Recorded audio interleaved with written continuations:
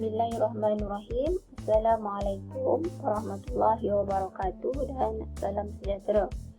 InsyaAllah hari ini saya nak kongsi dengan rakan-rakan satu aktiviti PDPDT yang boleh digunakan di dalam kelas online kita, di mana ini adalah hasil pembentangan inovasi bahan PDPDT saya tempoh hari dalam National Digital Learning Talk 2020, di mana saya memilih aplikasi Nearpod sebagai salah satu aktiviti PDPDT.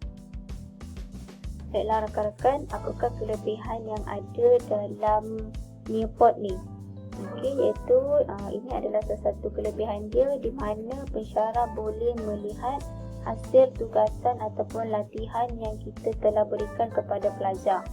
Di sini mana pelajar yang tak masuk ataupun pelajar yang dah masuk tetapi tak menyelesaikan tugasan pun kita boleh pantau ataupun kita boleh lihat di dalam Nearpod.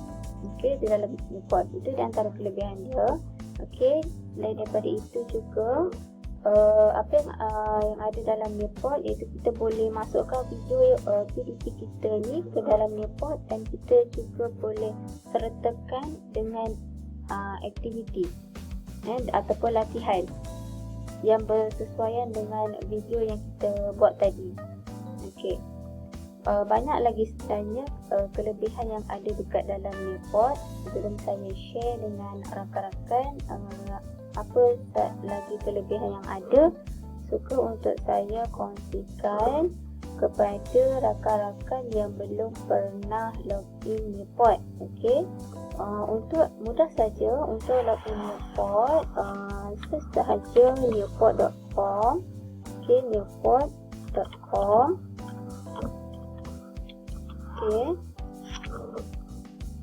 Ini adalah bila kita type nearpod.com, kita akan keluar paparan seperti inilah. Keluaran paparan seperti ini. So kita pilih yang kita sebagai teacher, kemudian kita login. Kita boleh pilih untuk masukkan menggunakan email Google ataupun email Microsoft. Saya memilih untuk menggunakan email Google. Saya pilih salah satu.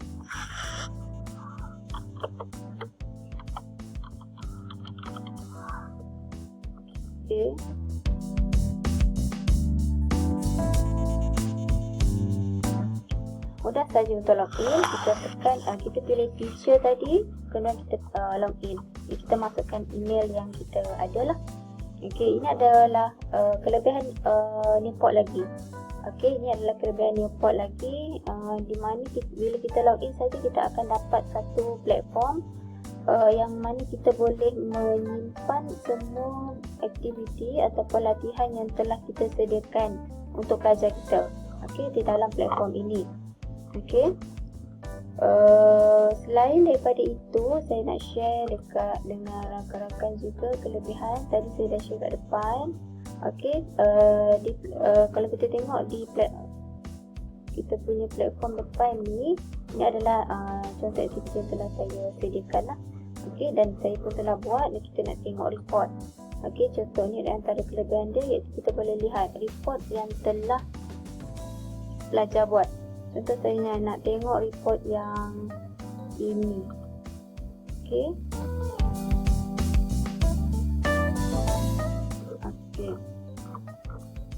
Ini adalah kalau kita tengok di sini, kita tengok pelajar tidak ataupun dah masuk tetapi dia belum buat. Betul ke dia belum buat? Kita nak pastikan sama ada dia dah buat ataupun belum. Kita boleh check dia.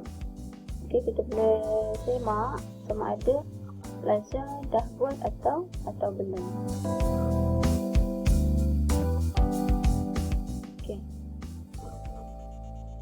Sebenarnya pelajar dah buat tetapi belum habis. Mungkin macam ni, contoh macam ini, maksudnya pelajar dah buat dah, tetapi dia dia dah buat dah dia dah respon, tapi dia tengok tak habis.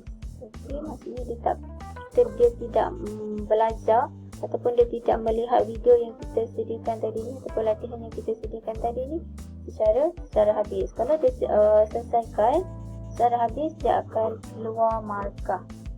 Okey, kita dapat tengok markah. Kita akan dapat tengok markah pelajar. Kita tengok contoh lain lagi. Kita tengok yang ini pula. Okey, kita nak tengok pelajar. Okey, sama ada kita tengok detect pelajar tadi tu buat ke tak buat. Okey, ini adalah nama dia. Okey, kita boleh tengok mana pelajar kita yang tak masuk lagi. Dan then kita boleh panggil dia lah. Kita boleh panggil untuk dia ambil bahagian ataupun untuk dia selesaikan latihan yang kita berikan. Contohnya seperti Ashraf ni, dia masuk tapi dia dapat 33% maksud dia masuk tapi dia tak selesaikan tugasan. Macam tu. Kalau dapat yang 100% ni, maksudnya dia masuk dan dia selesaikan tugasan tadi dengan baik. Okay, kita boleh tengok lah. Okay, itu salah satu daripada kelebihan yang ada di dalam Nearpod. Okay, selain daripada itu, apa kelebihan yang ada di dalam Nearpod? Okay, kita boleh buat aktiviti ni dengan pelajar kita dalam kelas online kita.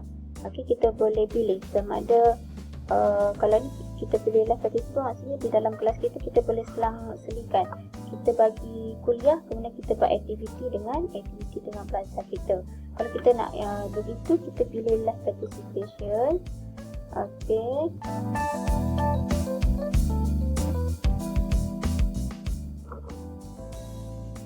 Okey, ini adalah kod dia. Okey, ini adalah kod yang pelajar akan masuk untuk join kita punya live aktiviti kita secara live lah.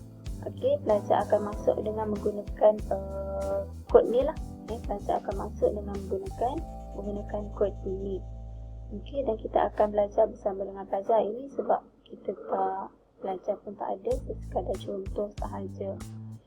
Okey, ini adalah gambaran ataupun paparan untuk pelajar. Paparan untuk pelajar, bila dia masuk ni point.student, dia akan keluar macam ni lah. So, pelajar akan masukkan dia punya kod di sini. Okey, dia akan masukkan kod di sini, dia akan tekan join. Dan untuk dia pergi kepada latihan kita, dia perlu masukkan nama. Dan suka untuk saya pesan kepada pelajar saya agar dia dapat masukkan nama penuh dia dan juga kelas dia. Okey, bagi memudahkan kita untuk kita membuat semakan lah. Okey, untuk memudahkan kita untuk membuat semakan. Okey, selain daripada itu, kalau kita tak nak buat live, contohnya kita nak buat kelas secara asynchronous, kita boleh bagi juga link ini kepada pelajar kita. Okey, kita boleh bagi link kita sama ada kita nak share dekat Google Classroom kalau kita menggunakan medium Google Classroom, ataupun kita juga boleh masukkan ke dalam Microsoft Teams kalau kita menggunakan medium Microsoft Teams. Kalau tak nak gunakan dua-dua ni juga, kita juga boleh tekan link ni dan kita copy link ni. Okay, kita menggunakan platform Telegram ataupun WhatsApp untuk kita menyampaikan ataupun kita share kita punya link ni agar pelajar dapat membuat kita punya latihan ataupun aktiviti. Kalau dia nak pergi ke team, just tekan sahaja Microsoft Team. Okey, dia akan linkkan kepada kita punya team lah. Dia akan linkkan kepada kita punya team. Sebagai contohnya, saya bagi contoh.